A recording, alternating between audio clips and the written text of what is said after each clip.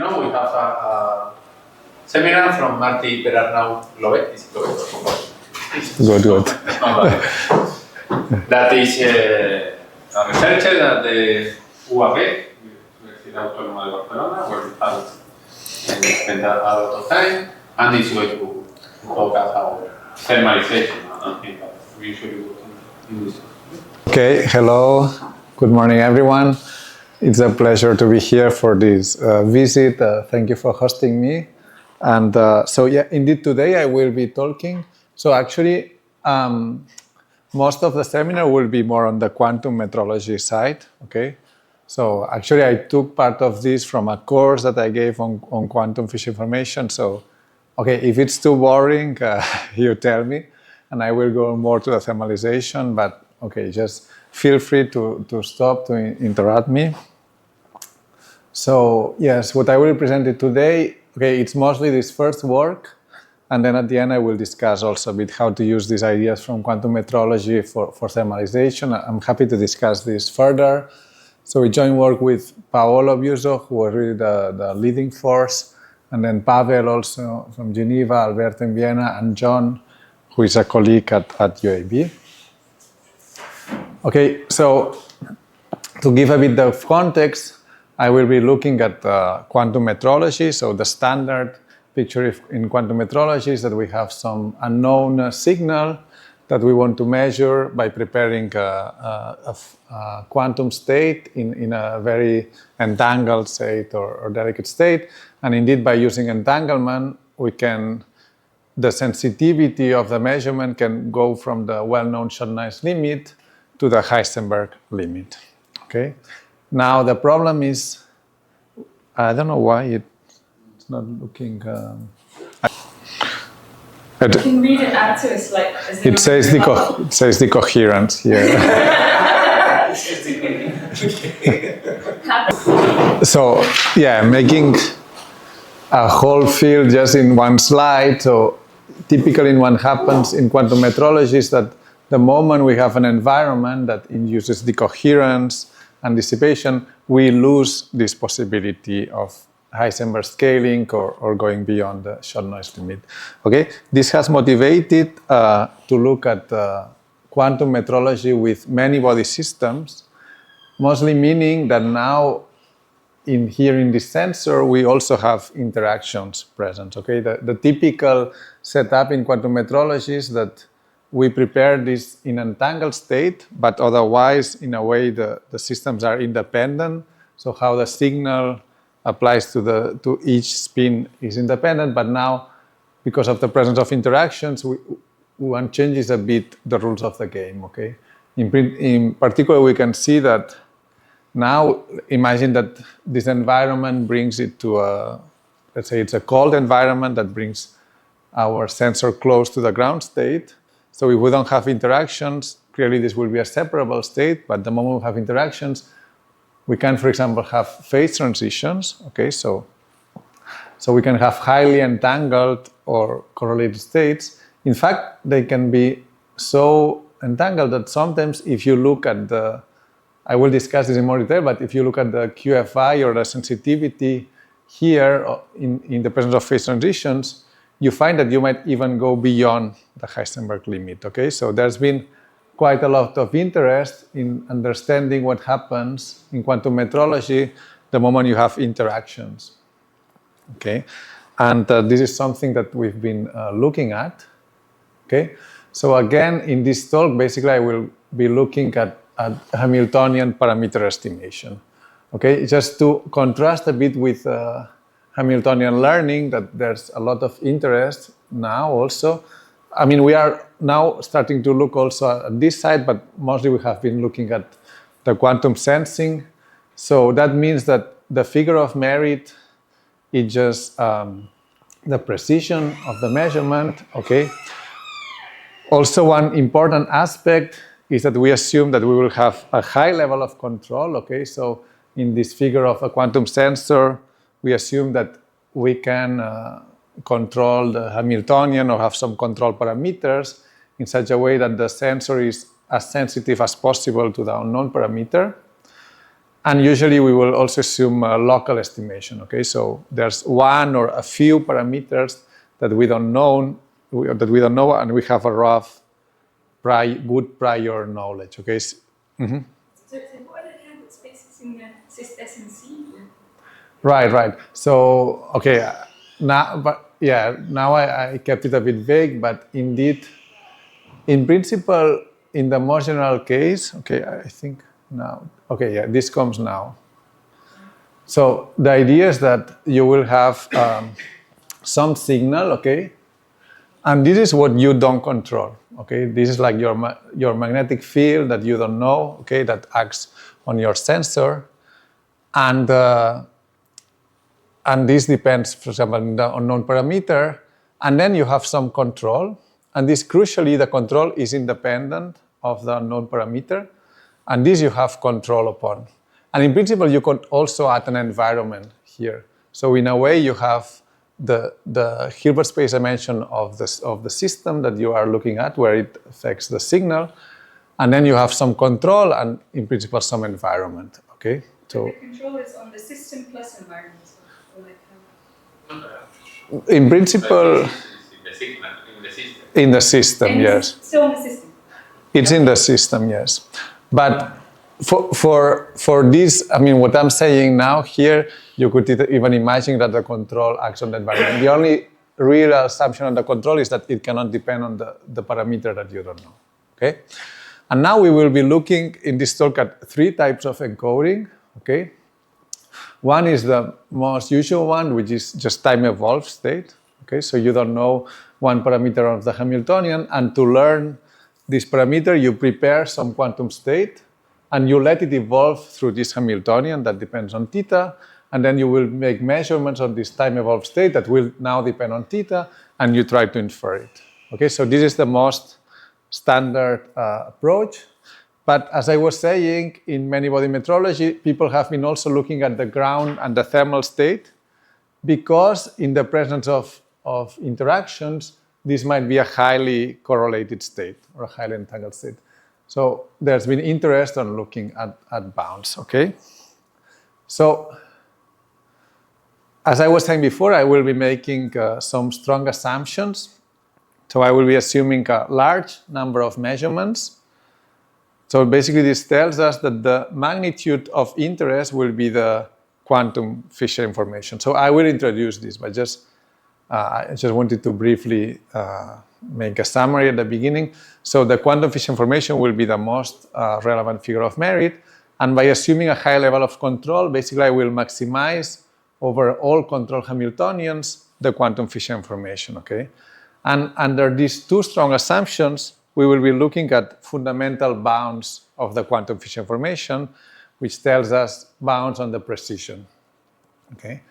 And basically, okay, this is a short summary. What we will see is that in these time-evolved states, the quantum Fisher information is bounded by the norm of the signal. So usually you can replace this by an n, okay? So it will be n squared times time squared. So this is the well-known Heisenberg limit, okay? But we will get similar bounds for ground and thermal states, okay? So this will be the new part. Basically what we will see is that in this ground or thermal states, we replace time by 1 over the gap or by beta, okay? So this will be the summary of this talk. We will be looking at the quantum Fisher information, which gives us a fundamental bound on the measurement precision. And then we will see how we have not only the well-known Heisenberg limit, but we can get similar bounds for ground and thermal states, okay? So I will now explain in detail what each of these things is, what is the quantum Fisher information, what are these bounds, and so on. But I just wanted to give you a brief summary at the beginning, okay? Good. So indeed, I will be looking quite a lot at the quantum Fisher information. So then let me tell you a bit what it is, okay? Without really, because we will be looking at also thermalization, so let's look what is the quantum Fisher information without putting it into the context of metrology. So basically the quantum Fisher information it tells us how a part two quantum states are that are, I mean, if you take two quantum states that depend on a parameter, okay, and I change a bit this parameter, the Fisher information basically is measuring how apart they are, okay? And you can see this because basically you can consider the Burr's distance. And if you take the limit of a very short, so very small perturbation, and you basically do a Taylor expansion, the quantum Fisher information is the first non-zero contribution. Okay, so it's really related to the distinguishability between two very close by states. Okay, so geometrically, this is how we can understand the quantum Fisher information. And okay, we have ways to compute it. They are a bit complicated for mixed states, but for pure states, it's actually quite simple. Okay, so if you have a pure state that depends on some parameter, the quantum Fisher information basically depends on the derivative of the state, so how the state changes with the parameter and on the state itself. And actually, you can see for mixed states essentially the same holds. Okay, the computation might be a bit more complicated. You have to diagonalize the state, but at the end, it essentially depends on the state and on its derivative. Okay, good. So now let's look how this quantity relates to parameter estimation. Okay, so again, a crash course on local parameter estimation. So when we look at the problem of parameter estimation, actually we have all these ingredients. Okay, we have the signal. This is the parameter that we don't know. Then we have a sensor, which we want to use. So this is the quantum state, our quantum system that we want to use to measure the unknown parameter. Now, still we need to get information from this sensor, and we do this through a measurement, okay, that we describe as a P of M. Then from this measurement, we get some data that depend on the signal. And then, okay, we have all this data and we want to infer what the signal was, so we build an estimator. So in general, when you look at the parameter estimation, you have all these ingredients at hand, okay? Then you might want to, basically what you want is that your estimator is as close as possible to the true value of the parameter. So you need some figure of merit, and usually we use the mean squared error, okay? So it basically tells us how far our estimator is from the true value of the parameter. And this error, we can split it into two parts. One that tells a bit about the accuracy. So it tells us on average, how far is my estimator to the true value? And one that tells us about the precision. Okay, so this would be the bias, how far I am, and this would be the precision is related to the variance of my estimator. Okay, good. So, right, so in local estimation, basically you assume that you have an unbiased estimator. So you know that more or less, you know the true value, or if you want, you have repeated your measurement already many times so that you know that you are on average, I mean, let's say your estimation is working well, okay, but you want still to make it as precise as possible, okay? So we will be assuming we are in this regime. And in this case, you have a famous, okay, again, we are missing some information, but it doesn't matter. We have a famous inequality that tells us that the mean squared error is lower bounded by the number of repetitions of the measurements times the Fisher information, the classical Fisher information that depends on the state of the sensor and the measurement that we are doing. So essentially, it depends on the probability of the different outcomes of the measurement. This is so powerful because it allows us to get rid of this estimation and data part, okay? So we started with a very complex problem, but now we can only focus mostly on the physics. Let's say we can focus on the measurement that we do and on our quantum state. Now we can take another step forward and maximize over all possible measurements, and then we get finally the quantum Fisher information, which is again bounding the precision of the measurement, by a quantity that depends only on the quantum state because we have maximized overall all measurements. So basically we went from a very complex problem about inference to a function that depends only on the quantum state. And this is why it's so powerful, and that's why it's so used in quantum metrology. Okay. So this was, okay, I have a few more things. Basically, just to say that we don't only have these inequalities, but that they are tight. Okay, so we have ways of saturating them. Essentially, the first one, so it's known to be saturated by the maximum likelihood estimator, so we can build an estimator that asymptotically behaves as we want. And in principle, we can also compute the optimal measurement. So we not only have these inequalities, but they are tight. Okay, but for the sake of this talk, this is not so important. Really, the only thing that I wanted to stress is that the quantum field information is basically a measure of distinguishability between nearby states, and that it plays a crucial role in many aspects, actually, of physics. I mentioned local parameter estimation, but actually, if you look at Bayesian estimation, it also plays a role, but also in many body physics, in quantum information, in quantum machine learning.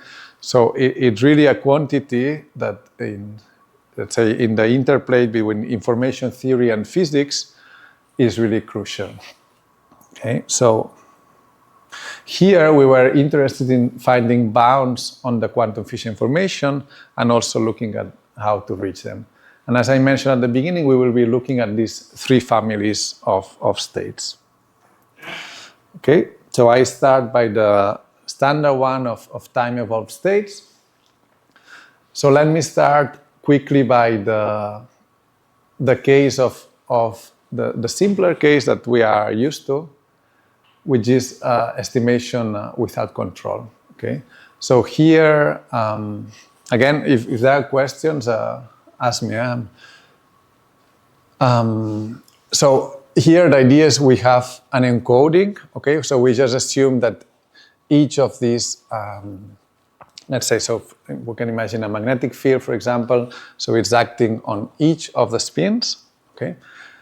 And as we see, it's a kind of a non-interacting Hamiltonian, okay? And so we assume that the state evolves under this non-interacting Hamiltonian, and then basically we are allowed to prepare a quantum state at the beginning. So we can compute the quantum field information. So this is very simple here. We just have to take the derivative of this state with respect to the parameter and compute this. And we basically, what we see is that we get the variance. Okay, so we get the variance of the signal Hamiltonian with respect to the initial state that we prepare. And it's very easy to see that this variance is basically bounded by time squared that we get when we take the derivative, multiplied by the maximum minus the minimum eigenvalue of the signal. Okay. Right, so in the case that, well, so if you have n particles, basically this norm, this maximum minus minimum eigenvalue, will be given by n squared. Okay, what is, sorry, this should be here. What is important, okay, yes, so, sorry. Yeah, what I wanted to say before is we can, to saturate this bound requires entanglement, okay?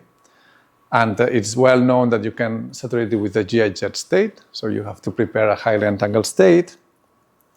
And instead, it's known also that if you have separable states, and this is kind of clear from this expression from the variance, right? So if you have separable state, basically you will have this variance will be a sum of variances, okay? Because you have a non-interacting Hamiltonian with a product state, so you will get a sum of variances. And then you basically see that this will go as n instead of n squared, okay? And if you have a partially entangled states, then you will, so this will be genuine multipartite entanglement, this will be separable, and you will have anything in between. So basically we see that, and this is the kind of textbook message in quantum metrology, if you have separable states, then you are bounded by shot noise. If you have entanglement, you can get this n squared Heisenberg. And let's say with partial entanglement or k-body entanglement, you are lying in between these two bounds, okay? And this I mentioned for pure states, but for mixed state is essentially the same. Okay, now we see that, now we can ask what happens when we start adding control Hamiltonians here. So the first thing is actually the bound remains the same, okay? And this is not difficult to see, because basically, if you compute this quantity here, but now with a more general Hamiltonian, you will end up, it's quite easy to see that you end up essentially was also a variance, but now you will have an effective Hamiltonian, okay? So this will be basically this signal, but rotated by the full Hamiltonian, okay? So you end up also with a variance of an effective signal Hamiltonian, but the crucial point is that this Hamiltonian still has the maximum and so has the same spectra as the original Hamiltonian, so the bound remains the same, okay? So this is the first clear message, and this was well known. Just by adding interactions on an environment, you can add whatever you want, but you will always be limited by the Heisenberg bound. The nice thing here is also that this bound depends only on the signal Hamiltonian, okay? But you can add any control or any environment, and this will not change the bound, okay? So this remains fully general.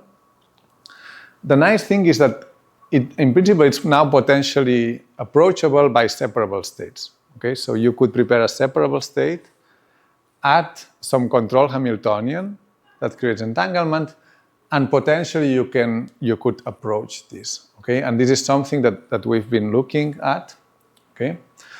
And basically, things that you find is that for short range is kind of a bit tricky, okay? Because basically you are bounded by you have some growth on the entanglement that limits a bit how fast you can get, let's say, genuine multiparallel. Yes. Because this is now you can start from separable states if your control Hamiltonian creates entanglement. Exactly. Entanglement is required.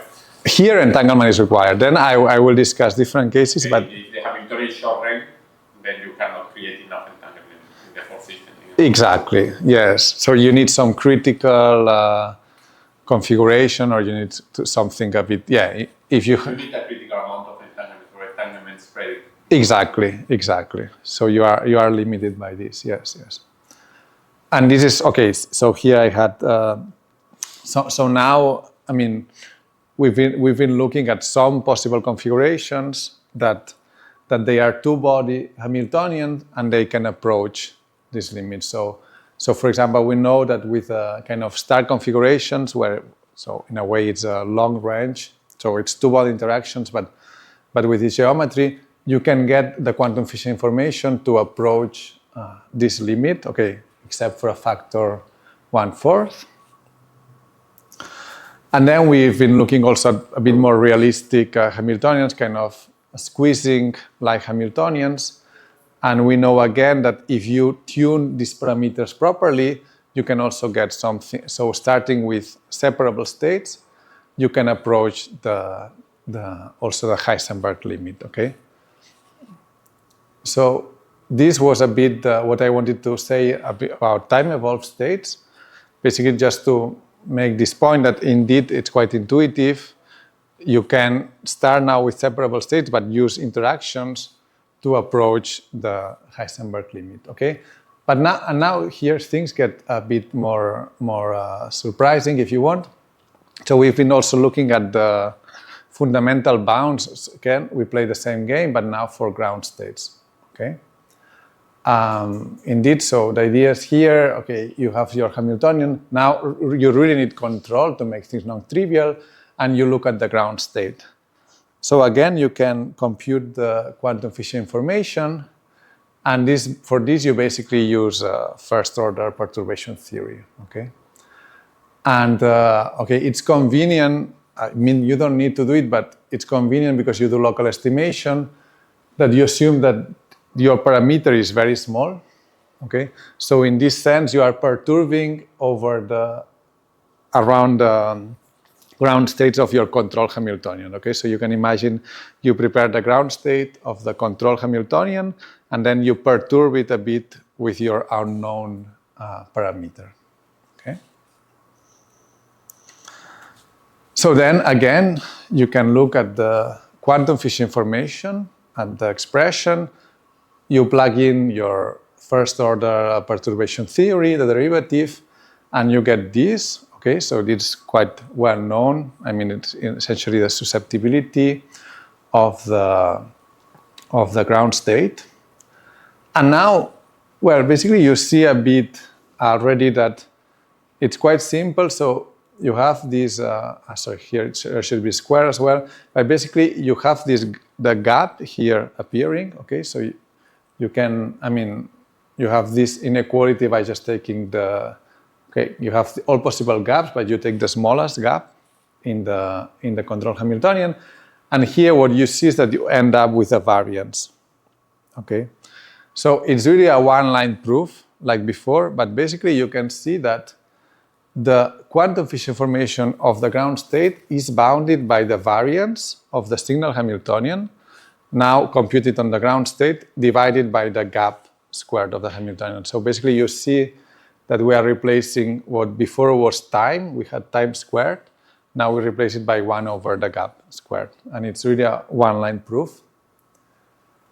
And we have all the same nice properties as before, okay? So it's nice because this holds for any control Hamiltonian, okay? You can have n-body interactions, you can have whatever you like, but you will be always limited by this, okay? So here you see kind of Heisenberg scaling, okay? You have Cn squared over the gap squared. And now this also gives us a nice insight with respect what does it mean when people find super Heisenberg scaling? I mean, every now and then you see in arXiv that there's papers that they claim super Heisenberg scaling, and many times, in a way, it boils down to, okay, we look at some ground state of some Hamiltonian, and we compute the quantum field information. And then what you can find, I mean, I can give you examples of ground state that you compute the quantum field information, and you find n to the 3, or n to the 4th, or n to some power bigger than 2. Okay, now you look at this. So you know that actually the Fisher is bounded by n squared. So the only reason that you can find here is if you have gap closing. So the moment the gap is closing, then you see that actually this bound allows you to have super Heisenberg. But okay, you can take all these papers, and if you take instead the figure of merit, you multiply Fisher by gap squared, you will see they are not even Heisenberg scaling. Okay, usually they are actually shot noise or worse. You're referring to this by Case, when they were training these K-body interactions. Well, Case, what they do is a bit different actually. What they do is this norm is for them what is so they have it on the signal, the K-body. So indeed, but no, I was mentioning there's more recent papers that the encoding is local, okay? But they still but what they are doing is they are playing with a gap, okay? And this, it becomes very clear here. What does it say? Yes. It says short range, yes. Should be delta going to 0 and going to infinity. No. Yes. Sorry. Let me. Yeah. What he's saying here is that if you short range. So yeah, basically it means plus gap. Indeed, it means just that the gap is bigger than 0 when n goes to infinity. So you know that if you have this class of Hamiltonians, okay, So typical Hamiltonians that they are gap. So this gap is bigger than 0, and okay, they are short range.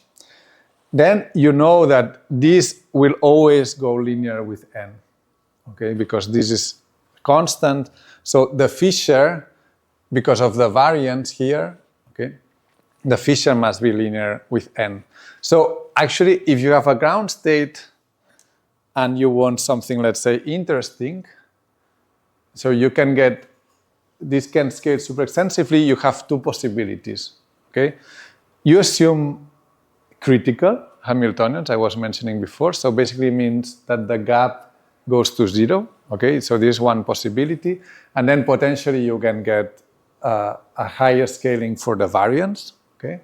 So you can take this way, or you can also go to long range, okay? Because when you have long range, the variance here may not scale linear with n, okay? You can get, but this is also something I wanted to stress. If you go to long range, you don't need criticality, okay? So because sometimes it seems also that you need critical systems to get, but you don't. So if you have long interactions, you don't need to prepare a critical state. You can have long interactions, and I mean, we have examples of the Fisher information, or this product of delta square Fisher squared, that it goes super extensively, and we are not critical in the sense of gap closing, okay?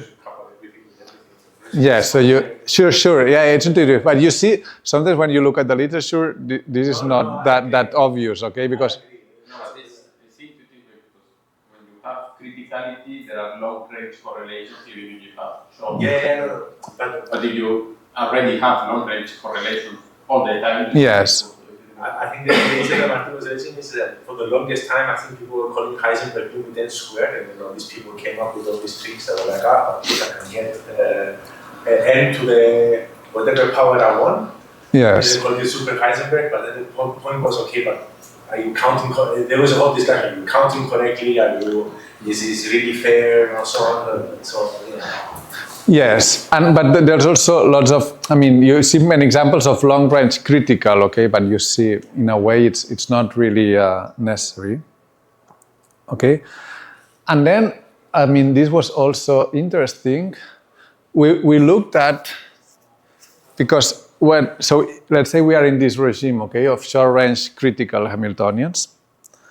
So in this regime, okay, when you have criticality, okay, it's well known that I mean, basically the relevant figure of merits, the quantum Fisher formation, the gap, they are governed by some critical exponents, okay? So you can look at the critical exponent for the quantum Fisher formation for the gap, and then what you can say is, okay, let me compare this. I mean, here I input the critical exponents, and I say, when does it satisfy that this goes like n squared? So when is the upper bound? I mean, this was an upper bound that is mathematical. It holds for critical systems, for not. But now I say, okay, I assume criticality, and I ask, when is it that I satisfy the upper bound? And you get this simple condition for ground state probes. So it's nice because it's a condition on the critical exponents, and you know that if you satisfy this condition, then you have an optimal ground state probe in the sense of saturating this upper bound, okay? And likewise, if you, instead of, okay, imposing equality, you impose the inequality, then you get these conditions on critical exponents. The interesting thing is that actually this condition is well known, okay? It's used, but people derive it by arguments from the renormalization group. I mean, I don't understand well how they get here, but it's interesting. But through metrology, okay, a completely different approach, we can get a similar inequality on the critical exponent, okay? This comes now in the sense of a maximal distinguishability of ground states, okay? Imposes this condition on the critical exponents that it's known from a completely orthogonal approach. But then, indeed, we can use, and now we've been looking actually, so I had a master student, and I told him, okay, is there many body systems that actually satisfy this condition? Okay, do they exist? Can we, and okay, now we've been doing a project. So for example, first it's interesting to take a step back and look at systems that people were looking at. So it is the classic system that people looked at ground state sensitivity, so just the transfer field Ising model. So if you look at this model, indeed, if you compute the quantum efficient information, it goes like n squared. So apparently it looks like Heisenberg scaling, but then you compute the gap, and the gap goes like 1 over n, okay? So when you take the ratio gap square Fisher is actually a constant. So you are even if the Fisher goes like n squared, you are very far away from saturating this upper bound. Okay, so just to give you an example. And then it turns out that we know of at least one system that is local and you can approach this. So it's a bit more intricate. So it's the XXZ model. And here the critical exponents, they satisfy this more complex function. Okay, so it depends on this gamma z. But in some limit that gamma goes to 1, basically you can see that you can get to the optimal scaling. Okay, so you get that the cab closes like n to the minus 1, Fisher goes like n to the 4. So if you consider the product of them, you go n squared. Okay, but you see this, it was nice because we had we had this relation, so we know what we were looking for, because otherwise it would have been, impossible to find a critical system that precisely satisfies this. And okay, we did some numerics with tensor networks, and basically you have this upper bound, and these are the numerics. I think, yes, and this is the asymptotic value. Okay, so we see that basically we get up to a factor 1/3 that we can approach this upper bound. Okay, and okay, as I was saying before, we have also example of long range and non-critical Hamiltonians, but okay, this I think I will skip. So this is what I wanted to say for ground states. Okay, let me see. Yeah. So basically we can also bound them and relate it to criticality, and we did something similar now for thermal states. Okay, so long story short, the bound is essentially the same, and now we replace 1 over the gap by beta. Okay. Well, the proof is a bit more complicated because we have mixed states, but the essence is the same. We bound a more complicated expression of the quantum efficient information by a variance. Okay. Variance now evaluated on the thermal state, and again the variance is bounded by n squared. Okay. Do you get the pure state result when you take the limit of that? Because it looks like you don't. Yeah, very good question. Indeed, now we have thermal states.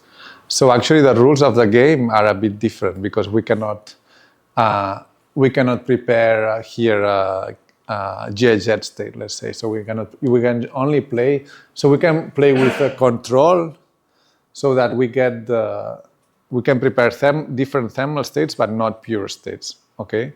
So in this sense, saturating this is actually quite different. And yeah, okay, maybe it's not seen very clearly here, but what you see is that if you want to saturate the bound, actually you want to prepare a classical state. And the state is so basically a decoherent, so you take a GHZ state and you decohere. So, and this is the optimal thermal state, okay? So, well, maybe I do it in the blackboard. So imagine you have HS. Okay, so this is your spectrum. Okay, you could have, let's say, imagine you have a lot of degeneracies, no? So here you have 0, 0, and here you have 1, 1. So, okay, this is my HS. And now, I know that the optimal, so if it would be a ground state, right, the optimal ground state would be the GHZ state, but now I cannot get this from thermal states that commute. So instead, it turns out that the optimal is this.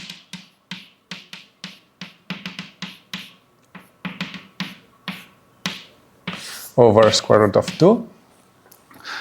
2. Of 2.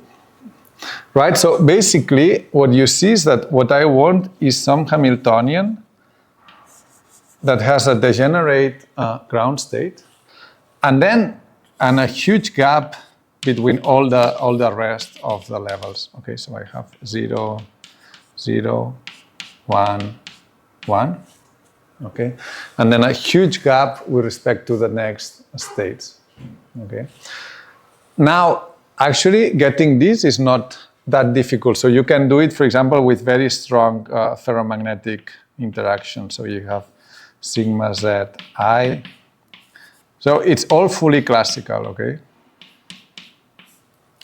So imagine I have a spin chain, something like this.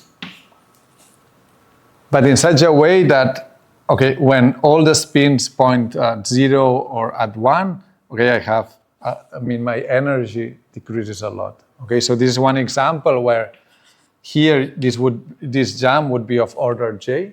Okay, so if I make this j higher and higher, I can approach this state, and this is a bit what we see. So you can. Well, here again, I wanted to make this point of the Heisenberg scaling. Yeah, so indeed, so for example, if you take this control, here with a minus sign, you see that, okay, again the plot, but this is a plot as a function of j, and a function of the interaction strength, and these are the upper bounds, okay? And you see essentially that as you increase j, you approach the upper bound, okay? So again, these bounds are very useful to give us an intuition of which kind of many bond interactions we want to engineer so that we can get to these upper bounds, okay? Excuse me, is the J here, is that in units of kVt? Or what? Yes, indeed. And what did I want to say? Yeah, and you need it to actually grow with log of n. So it's not something, we still don't know if you have really not, finite interactions, how we can approach these bounds, okay? Okay, so this was quite a lot of information, but I hope the main points were clear. So we have these different encodings, Hamiltonian encodings, and we found the corresponding upper bounds for the quantum field information, and we know quite well how to saturate them with interactions. Okay, there's still work to do, but we have a rough idea of how to approach them. So I don't know if there are any questions. Yeah, feel free to. If not, I move to the last part, which, okay, we are quite excited about this, and we hope this leads to also new ideas. Maybe we can discuss further, but it was actually a very simple idea, which is what happens when you compare these upper bounds, okay? And to give a bit of a,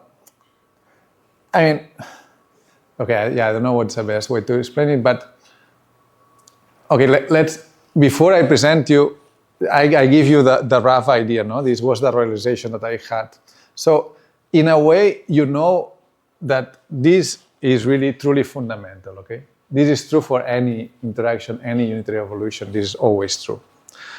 And in a way, you can think of thermalization or ground state as some unitary evolution. I don't know, that you prepare an environment in a very cold state, and you let it relax to the ground state, and you do all this, okay, or to the thermal state. So these are particular cases of this. So there is no way that you can tell me, okay, that the Gibbs state, Fisher information or sensitivity is larger than Heisenberg. Okay, there's no way that this is possible. Sorry, but then also the ground state is a specific example of the Gibbs state. Indeed. The Gibbs state at 0. Yes, it's gapped, but yes. It's gapped. Yes. So whereas because thermal state is gapless. You can saturate this, but in this sense, yes. But okay, in a way, if you take the dynamical, I mean, you have an h squared, n squared, okay? So the dynamical goes like this, and the thermal goes like this, v squared, n squared. So in a way, you know that it cannot be that this is bigger than this, okay? Let's say it cannot be when the time, I mean, or this in a way, it induces a minimum time of thermalization. So it induces a minimum time, so geometrically, if you want, you have the ground state Fisher information,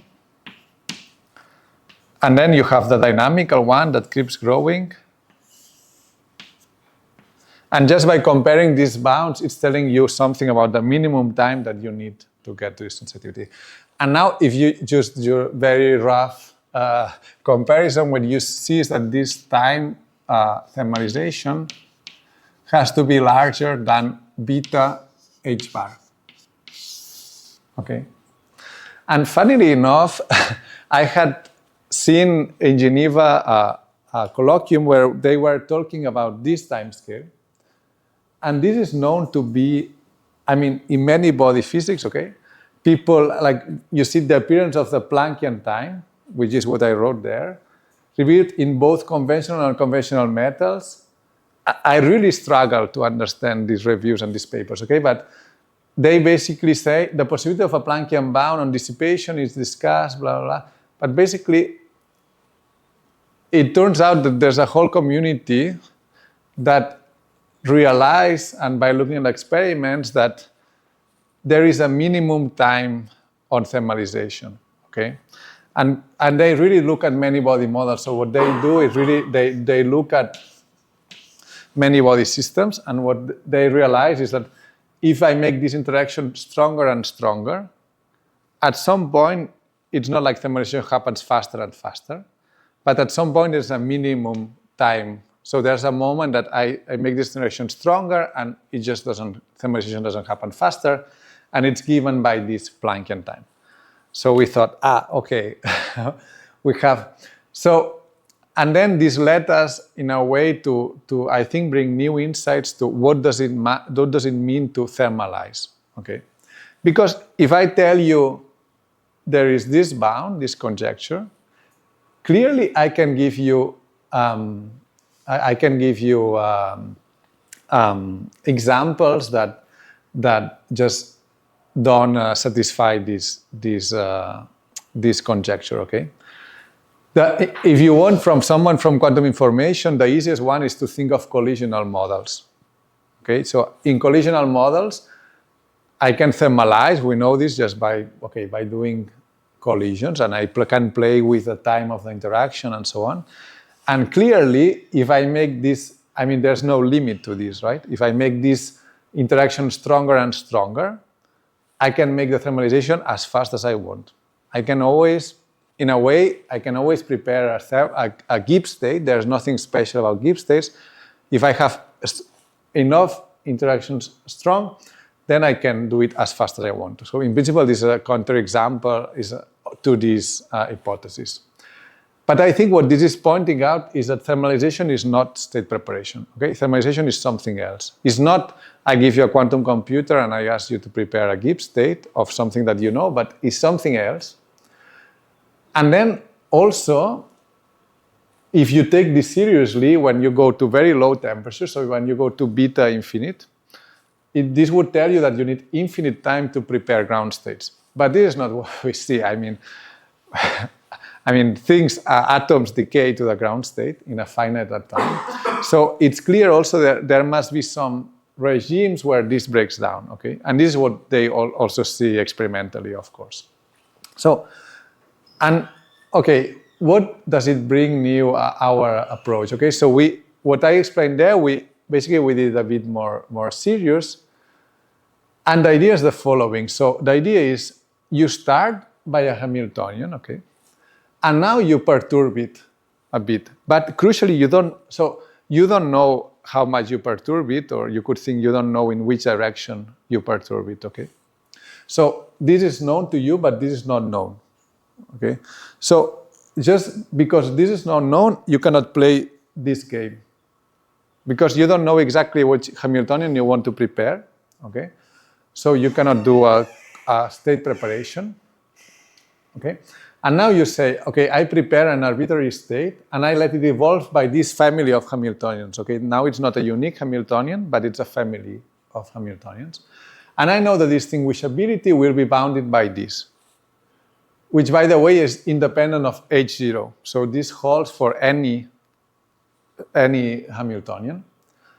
And now I do the same, okay? I do the same, but for thermal states, or for ground states, for that matter, okay? And what I do for thermal state and for ground state is I maximize. So, okay, the idea is you have some fairly milli of Hamiltonian, right? And then I maximize over all possible perturbations, okay? So I look at what is the perturbation that makes this distance as big as possible of ground state of thermal state. And you get the results that I mentioned before.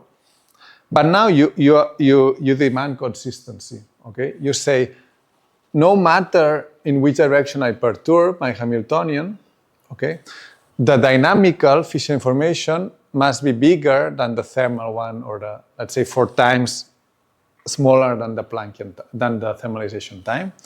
And this gives me a bound on the thermalization time. And you see, I recover this Planckian time.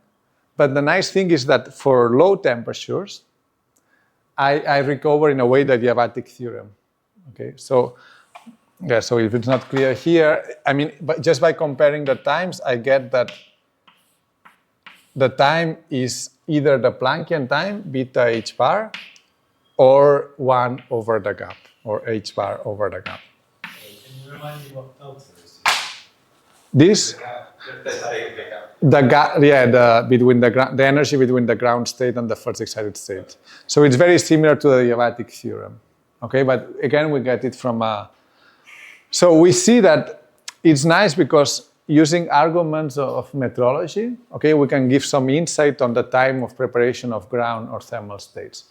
And the crucial insight actually here is that this is true for a family of Hamiltonians. So, and I think this captures a bit what thermalization is, because thermalization is not state preparation. It's not I give you a Hamiltonian and you give me a given state, but it's rather you have to come up with a procedure. Is like a fridge, right? A fridge, I put a beer or a pizza and it cools down anything that I put inside.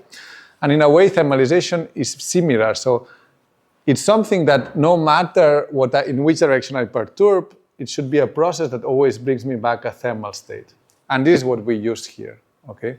So by bringing this insight of the fact that thermalization is not state preparation, but it's rather, I give you, for a family of Hamiltonians, you should always give me back a Gibbs state, okay? Or let's say your procedure shouldn't depend on which specific Hamiltonian you are doing. We get a bound on the minimum time of preparation. And this bound is fully general, okay? I'm not assuming locality, I'm not assuming any interaction strength, it's fully general. And yeah, sorry if I'm taking too long, but with this I go to the summary. So I showed these bounds on the quantum Fisher information, and through these bounds we get some new insights of the time required to prepare ground states or thermal states. Thank you.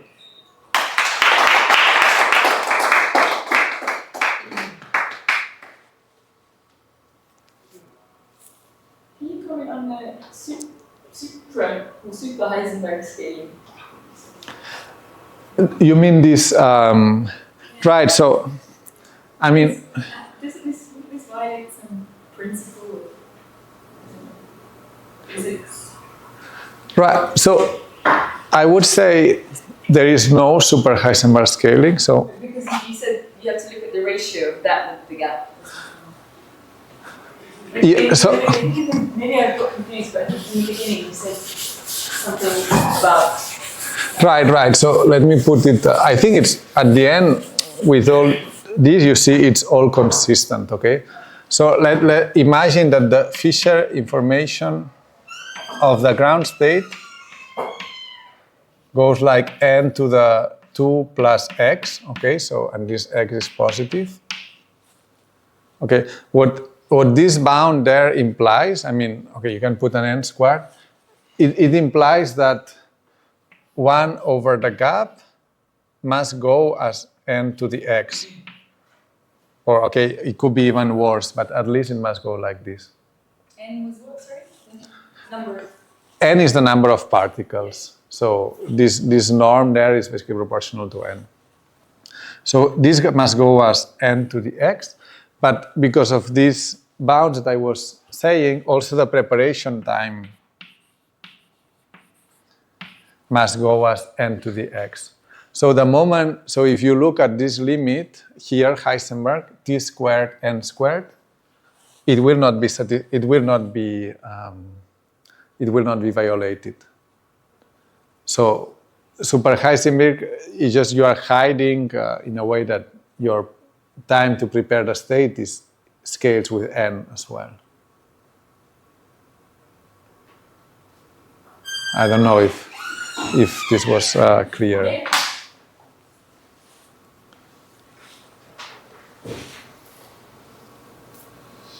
More questions?